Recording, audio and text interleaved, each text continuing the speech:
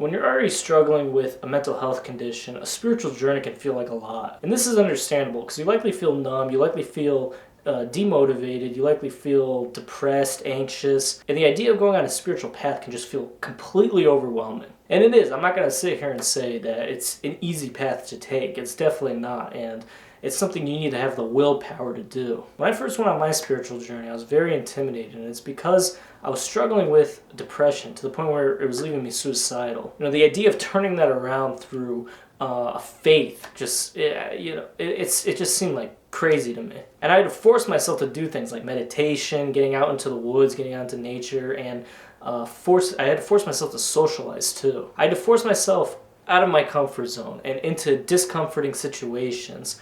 And I knew I had to do this because I knew that staying in my comfort zone wasn't doing me any good. I had stayed there for, a few years, and it was only getting worse and worse. So I knew I had to make a change, and I knew I had to make a major change if I wanted to get over my depression, which I did. That was the first thing. I remember I made a very conscious decision. I said, I'm going to get over this depression. I'm going to overcome this depression.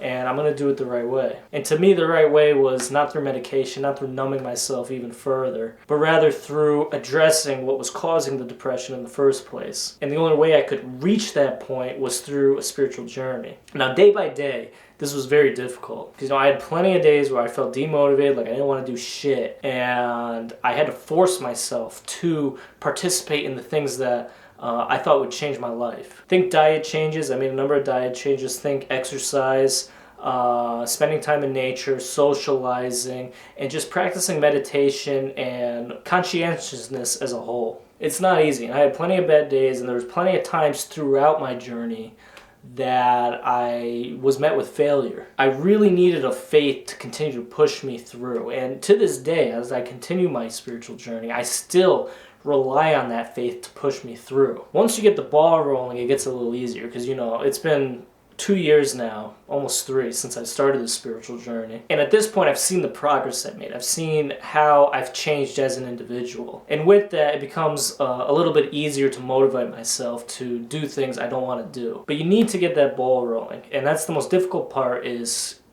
getting started.